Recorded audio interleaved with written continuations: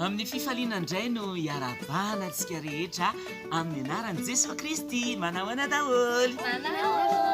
Ie, mety mahita ankizy maromaro ianao izao fotoana izao andraso aloha anontaniantsika iza daholo ny anaran zareo. Afaka miteny ny anaranareo ve nareo? Zany Soadina. Zany Toky. Beltso. Zany Timintia. Zoktevitsy. Dia miaraka amintsika androany izara ny tenin'Andriamanitra indray androany.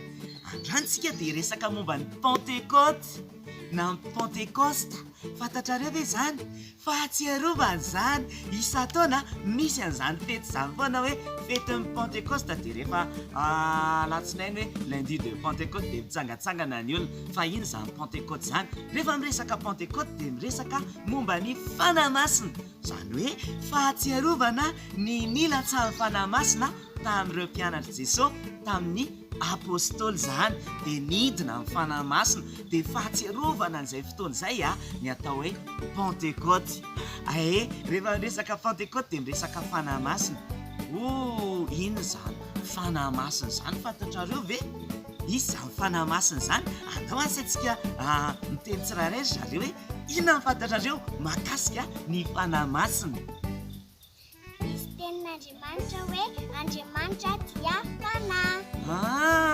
Ie, ao amin'ny Jaona 4 misy an'izany hoe Andriamanitra dia fanahy ary izay mivavaka aminy tsy maintsy mivavaka amin'ny fanahy sy fahamarinana. Andriamanitra zany dia fanahy. Ie, afaka mbola misy miteny zavatra hafa ve? Amin'ny apisany apôstôly 8 dia milaza izy fa azo hery ianareo amin'ny latsahan'ny fanahy-masina aminareo. Fanahy-masina zany dia manome hery. Ny fanamasina ihany koa zany manome hery antsika olombelona. Ny sakafo manome hery ny vatana, fa ny fanamasina manome hery ny fonao, manome hery ny sainao, dia manome hery ny fanahinao. Iza koa no afaka miteny zavatra? Galatiana 5:22 fa ny vokatry ny fanahy kosa dia fitiavana. Fanahy-masina zany dia manome fitiavana. Ie, tsara be zany satria tena zavatra ilain'ny olona ety ambony tany dia fitiavana. Ie, fanahy-masina manome fitiavana. Amin'ny Romanina kosa 14:26 misy hoe fa ny fanahy-masina no mpianatra izay tokony ataonareo. Zany hoe ny fanahy-masina dia mpampianatra. Tena tsara be zany. Ny fanahy-masina dia mampianatra. Afaka mampianatra antsika ny zavatra rehetra satria fanahy-masina koa zany tena mahay be. Afaka miteny zavatra hafa ihany koa.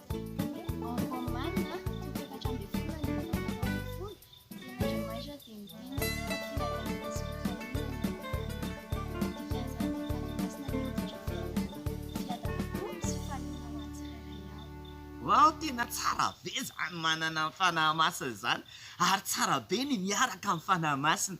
Manentana antsika rehetra andao hiaraka amin'ny fanahy-masina. Ny fanahy-masina ny tenenina teo fa Andriamanitra izy, manome hery izy, manome fitiavana izy, ary mampianatra izy dia manome fifaliana sy fiadanana. Andaontsika hiaraka amin'ny fanahy-masina isan'andro isan'andro fa manome antsika an'izany. Sombitsombiny ireo fa mbola zavatra be dia be no raisitsika ao amin'ny fanahy-masina. Mino fa nisy zavatra voaraintsika androany dia ho tahian'Andriamanitra daholo tsika amin'ny manaraka indray. Tahian'Andriamanitra daholo.